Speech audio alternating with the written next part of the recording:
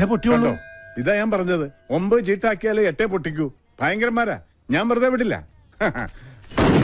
അമ്മേ പൊട്ടി. 9 പൊട്ടി. ചിലപ്പോ ഇവരിങ്ങനെയാ.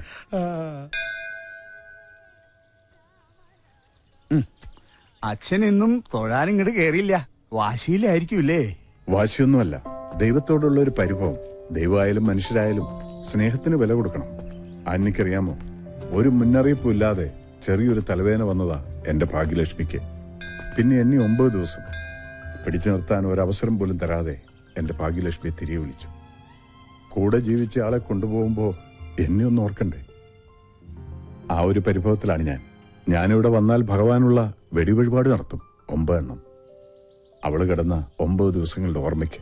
മാത്രമല്ല, ഞാനിവിടെ വന്നു എന്ന് അറിയിക്കണ്ടേടോ. അന്ന് നഷ്ടപ്പെട്ടതാണ് മിന്നുമോളുടെ കളിയും ചിരിയും. എന്റെ ഭാഗ്യലക്ഷ്മി തിരിച്ചു തരണമെന്ന് ഞാൻ പറയുന്നില്ല.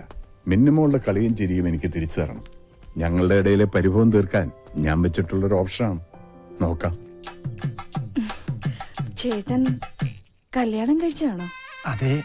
ഏയ് കല്യാണം കഴിച്ചിട്ടില്ല. എനിക്ക് തോന്നി. ഞാനും കഴിച്ചിട്ടില്ല. സുമേ, ആ തോറിന്റെ പാത്രം എങ്ങനെ എടുത്തോളൂ. ഇതെന്താണ് മൊബൈലിൽ ഇത്ര പേർക്ക് കാണാൻ? ഞാൻ ഗെയിം കളിക്കുക. 9,000 പോയിന്റായി. 10,000 ആക്കണം. വേഗാക്ക്, എന്നിട്ടാണ് മാമുണ്ടായി. അതൊരു പാവാ. മൊബൈല് കിട്ടിയാ പിന്നെ ഭക്ഷണം കൂടി വേണ്ട. എന്റെ അനിയത്തിയാ സുമ. ഈ വെളുത്ത ചോറിന്റെ മുൻപിലിരിക്കുന്ന ചേട്ടനെ കാണുമ്പോ എനിക്ക് ഭയങ്കര സന്തോഷം തോന്നാ. സത്യം പറയാലോ, ഈ ചുറ്റുമതിലിനുള്ളിൽ വന്നേ പിന്നെ ഇതുപോലൊരു കറുത്ത മനുഷ്യനെ ഞാൻ ഇതുവരെ കണ്ടിട്ടില്ല. ഇതിപ്പോ പൂരത്തിന്റെ ഇടയിൽ ആനെ കാണുന്നോണ്ടല്ലേ ചേച്ചി. ഈ കറുപ്പ് അച്ഛന്റെയോ അതോ അമ്മയുടെയോ? അച്ഛമ്മയുടെ. എനിക്ക് ഈ കറുപ്പ് ഇഷ്ടം.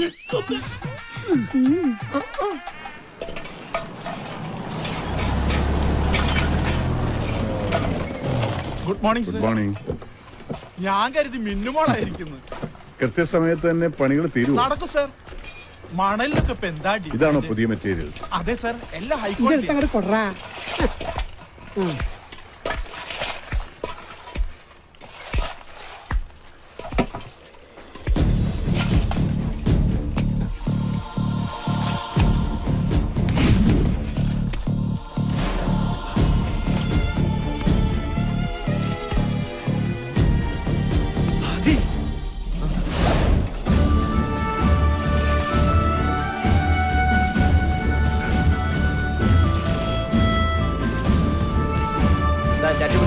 എടാ ഇത് വാങ്ങിക്കാം.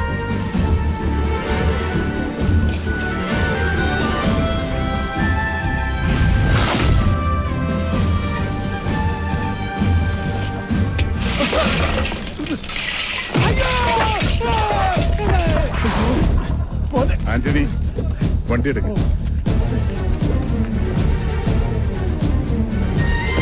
എവിടെ നോക്കിയിട്ടാണ് പണിയെടുക്കുന്നത്? അവിടെ മനുഷ്യർ ഇവനൊക്കെ പിടിച്ച് പണി കൊടുത്ത്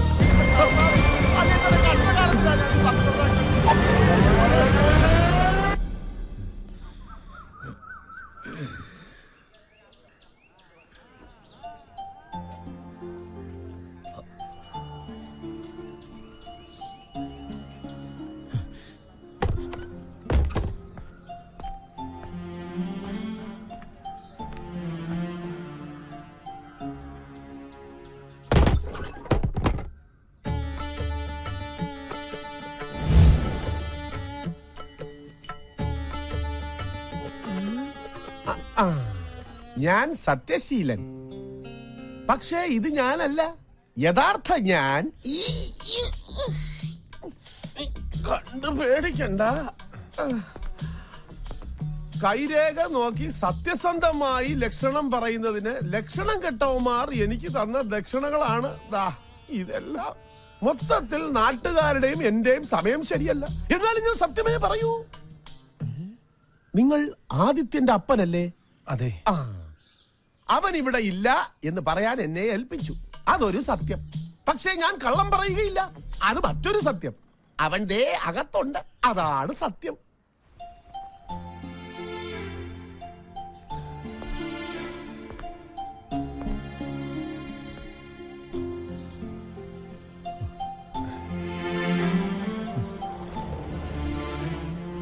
നമ്മുടെ ആനയെ കൊണ്ട് പോലും ഭാരം വലിപ്പിക്കാത്തവനെ അപ്പൻ. എന്നിട്ടും നീ, ഞാനും ലക്ഷ്മിയും നിന്നെ വെയിലും മഞ്ഞും കൊള്ളിക്കാതെ വളർത്തിയതല്ല മോനെ. എന്നിട്ടും എനിക്കിതൊന്നും സഹിക്കാൻ പറ്റണില്ല. കുഞ്ഞിനാളിൽ അപ്പന്റെ മാറിലും വലുതായിപ്പോ അപ്പന്റെ മനസ്സിലും വളരായിരുന്നു. തലയോളം കടം വന്ന് കയറിയിട്ടും ആന്റണി പതറിയില്ല. പക്ഷെ എന്റെ മോനെ അവിടെ കണ്ടപ്പോ അപ്പന്റെ മനസ്സ് തകർന്നു പോയിടാ. അപ്പൊ എന്നൊന്നും പറയരുത്.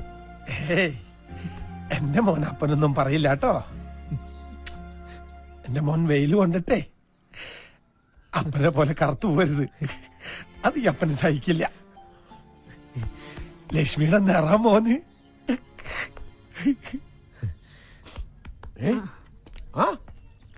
ആഹാ, ഹൃദയരേഖയും ദാമ്പത്യരേഖയും അതെ. പിണങ്ങി കിടക്കുന്നു. നീ ശ്രമിച്ചാൽ കിട്ടാവുന്ന ഒരു നല്ല ജോലിയായിരിക്കും അത്. മിന്ന് ഗ്രൂപ്പിൽ മാനേജർ ആവാനുള്ള എല്ലാ യോഗ്യതകളും നിനക്കുണ്ട്. പറഞ്ഞു വരുമ്പോൾ നീയും പാതി രാജരക്തത്തിൽ പിറന്നവനല്ലേ. ഹൈ, ഏതെങ്കിലും ഒരു കോവിലകത്തിന്റെ പേരങ്ങോട്ട് പറഞ്ഞേക്കണം. നിന്റെ മുഖത്ത് നോക്കിയാ നീ രാജകുടുംബത്തിലല്ലെന്ന് ആരും പറയില്ല. അപ്പൻ എന്തൊക്കെയാ പറയണേ? അപ്പം പറയണ ശരി. ദൈവം സഹായിച്ച് എന്റെ നിറവും കോലവും നിനക്ക് കിട്ടാതെ പോയത് നന്നായി. വേണ്ടപ്പാ, അപ്പന്റെ മോനാണെന്ന് അറിഞ്ഞിട്ട് കിട്ടുന്ന ജോലി മതി എനിക്ക്. ആദ്യം നമ്മളാരെയും ചതിക്കാനല്ലല്ലോ പോണത്. നമ്മളെല്ലാം എല്ലാരും തോൽപ്പിച്ചത്. അപ്പന് പഴയ ആദിമോനെ തിരിച്ചു വേണം. വാചകം അടിച്ച അപ്പനെ വരച്ച വരൽ നിർത്തണ ആദിമോനെ. വർമ്മ സാറിനോട് ഞാൻ സംസാരിച്ച് ശരിയാക്കാം. പക്ഷേ തീരുമാനമെടുക്കേണ്ടത് മിന്നുമോളാ. അത് വല്ലാത്തൊരു അവതാര. അവളെ വീഴ്ത്തേണ്ടത് നിന്റെ ഉത്തരവാദിത്ത. അപ്പൻ എന്നെ വഴിതെറ്റിച്ച് അടങ്ങുള്ളല്ലേ? വഴിയാധാരമായ നമ്മുടെ ജീവിതം നമുക്ക് തിരിച്ചു പിടിക്കണ്ടടാ മോനെ. ഇത് എന്റെ ഭാര്യയെ പറ്റി അനാവശ്യം പറഞ്ഞാൽ കൂട്ടുകാരി തല്ലി ഓടിക്കും ഞാൻ. അനാവശ്യമല്ല ചേട്ടാ, കൈരേഖ കള്ളം പറയില്ല. ദാ ഈ ചേച്ചിയുടെ കയ്യിൽ അങ്ങനെ ഒരു രേഖയുണ്ട്. ഒന്നിൽ കൂടുതൽ പുരുഷന്മാരുമായി. അയ്യോ, എന്റെ ചേട്ടാ, എത്ര ഇടിച്ചാലും ചേച്ചി വലിയ കൂടെ പോവും. എന്റെ വാക്ക് തകർന്നേ. അയ്യോ, മിന്നു ഭയങ്കരിയാണെന്നല്ലേ പറഞ്ഞത്? അതേ, അവൾ അതിഭയങ്കരമാരെ കാണാത്തോണ്ടാ. അയ്യോ, ഒറ്റ നോട്ടത്തിൽ ആളെ തിരിച്ചറിയുന്ന മിന്നുവിന് മുഖലക്ഷണം അറിയാമായിരിക്കും. ഞാനും വരാം. എന്തിന്? അവിടെ വന്ന് എല്ലാ സത്യങ്ങളും വിളിച്ചു പറഞ്ഞ എന്റെ അപ്പന്റെ ജോലി കൂടി കളയാനാ? അല്ല, എന്റെ മുഖലക്ഷണം അവളെ കൊണ്ടൊന്ന് പറയിപ്പിച്ചാലോ? ലക്ഷണം കെട്ട നിന്റെ മുഖത്ത് നോക്കിയ നാട്ടുകാര് വേണ്ടുവോളം പെരുമാറുന്നുണ്ടല്ലോ. ജ്യോതിഷം പറിച്ചില്ലോ? അതല്ല, വണ്ടി നിർത്താൻ. ബ്രേക്ക് കയ്യിലല്ലേ ഇരിക്കണേ? ഓ, മറന്നു. ഒരു രാജകുടുംബത്തിലംഗം എന്നൊക്കെ പറയുമ്പോ അറ്റ്ലീസ്റ്റ് ഒരു ടാക്സിയിലെങ്കിലും പോണ്ടേ? എന്ത് ചെയ്യാൻ കാശ് വേണ്ടേ? കാശ് ഞാൻ തന്നിട്ടുണ്ടല്ലോ. എന്ത് 10 രൂപയാ? അത് മതി. ആ സ്റ്റോപ്പിൽ നിന്ന് സിറ്റി ബസ് കിട്ടും. 4 രൂപ 50 പൈസ കൊടുത്താൽ മിന്നു ഗ്രൂപ്പ് ആഫീസിന്റെ മുമ്പിൽ കൊണ്ട് ചവിട്ടി ഇറക്കും. അപ്പൊ ഒരു ചായ കുടിക്കാൻ തോന്നിയാലോ? അതൊന്നും വേണ്ടി വരില്ല. കേട്ടിടത്തോളം അവളെ കണ്ടാൽ ഉടനെ തന്നെ നിനക്ക് തിരിച്ചു വരാൻ സാധിക്കും. അത് ആദ്യം നിനക്ക് ശരിക്കറിയാൻ ചേട്ടാ. ആദ്യ കാഴ്ചയിൽ തന്നെ ഈ ആദ്യത്തിന്റെ മുന്നിൽ മിന്നു വീണിരിക്കും, അല്ലെങ്കിൽ വീഴ്ത്തിയിരിക്കും. ഓക്കേ? ഓട്ടോ എവിടെ പോവാനാ? ഒന്ന് ക്രോസ് ചെയ്യാനാ. ഒന്ന് പോടാ. നീ പോടാ. അയ്യോ,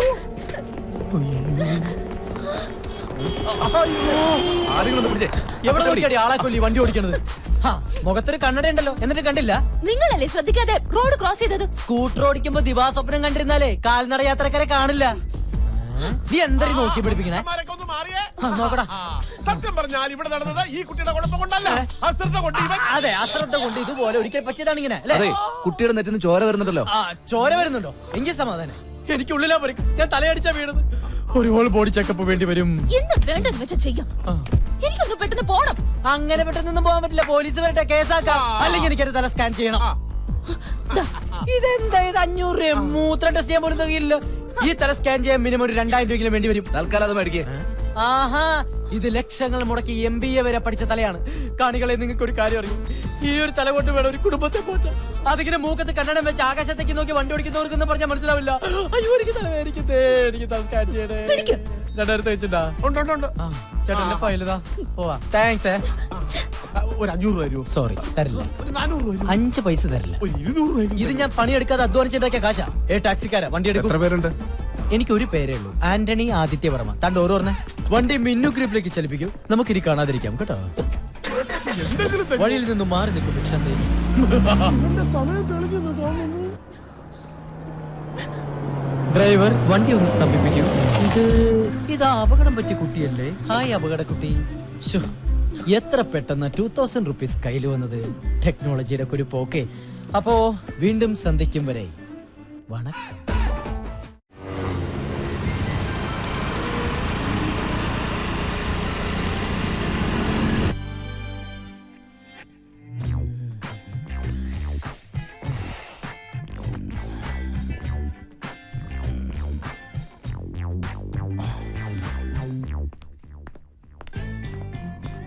ഓ, നീ ഇവിടെയാണോ ജോലി ചെയ്യുന്നത്?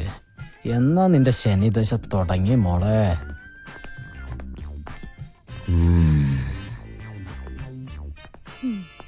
അതെ, നിക്ക്. ഇപ്പൊ സമയത്രയായി?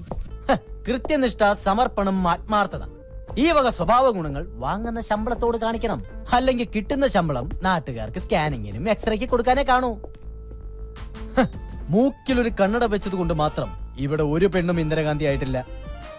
കണ്ണുരുട്ടി പിടിപ്പിക്കാതെ പോയി അറ്റൻഡൻസിൽ ഒപ്പറി. പേടിച്ചു പോയി പാവോ.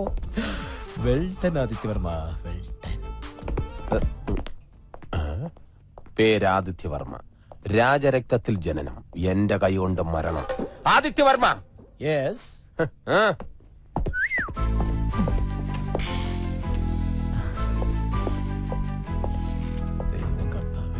Madam, good morning.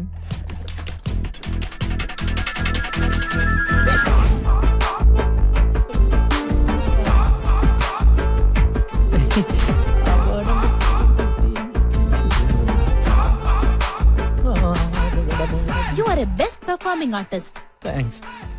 ആണോ? മുഖത്ത് നവരസങ്ങൾ ഇങ്ങനെ അലതലകയല്ലേ? ഇടയ്ക്ക് ഇങ്ങനെ തരാറുണ്ട്. കലാമണ്ഡലത്തിൽ പഠിച്ചിട്ടുണ്ടോ? Oh my god. ആ രൂപ വേണ്ടല്ലേ?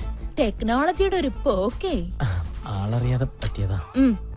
ഇരിക്കാനല്ല പറഞ്ഞ്. ആ സർട്ടിഫിക്കറ്റ്സ് ഇങ്ങ് തരൂ. എല്ലാ സർട്ടിഫിക്കറ്റ്സും ഉണ്ട്. നിനക്കെന്താടാ വല്ല മൂൽ ഇങ്ങനെ മിന്നുമോളെ എല്ലാ സർട്ടിഫിക്കറ്റും ഉണ്ടാ നോക്ക്. സപ്രത്തിന് വേറെന്തോ പറയാൻ വന്നാണ് ഞാൻ പെട്ടെന്ന് മറന്നുപോയി. വേണ്ടായിരുന്നു. ഇതിനകത്ത് സ്കാനിംഗ് റിപ്പോർട്ട് ഇല്ലല്ലോ. സ്കാനിംഗ് റിപ്പോർട്ടോ? ഇവിടെ ജോലി ചെയ്യണമെങ്കിൽ ഹോൾ ബോഡി സ്കാനിംഗ് റിപ്പോർട്ട് നിർബന്ധം. അത് മാത്രം പോരാ, നീ രാജരക്തത്തിൽ പിറന്നാണോന്ന് അറിയാൻ വേണ്ടിട്ട് രക്തം, കഫം, മലം, മൂത്ര എല്ലാം എനിക്ക് ടേസ്റ്റ് ചെയ്യണം. ഇല്ലേ മിന്നു? എത്രയും പെട്ടെന്ന് സ്കാനിംഗ് റിപ്പോർട്ട് കൊണ്ടുവരും. ഇത് മിന്നുവിന്റെ പുതിയ തീരുമാനമാണ്. ഇതറിയാതെ പലരും ഇവിടെ ജോലി ചെയ്യുന്നുണ്ട്. ഞാൻ ശരിയാക്കി തരാം. മാഡം, ആളറിയാതെ പറ്റിപ്പോയ അബദ്ധത്തിന് ക്ഷമ ചോദിക്കുന്നു. അതിനുള്ള ശിക്ഷയാണ് ഈ സ്കാനിംഗ് എങ്കിൽ ഞാൻ ചെയ്തിട്ട് വരാം. പക്ഷെ ഈ വേക്കൻസിയിൽ എന്നെ തന്നെ പരിഗണിക്കണം. ഇയാൾ അധികം സംസാരിക്കണ്ട. പോയി സ്കാനിംഗ് റിപ്പോർട്ടുമായി വാ. എന്നിട്ട് തീരുമാനിക്കാം എന്ത് വേണമെന്ന്. ആദിത്യവർമ്മ, ഒരു ടൈ കെട്ടിയത് കൊണ്ട് മാത്രം ഒരാണും പണ്ഡിറ്റ് ജവഹർലാൽ നെഹ്റു ആവില്ല. ചെല്ലും.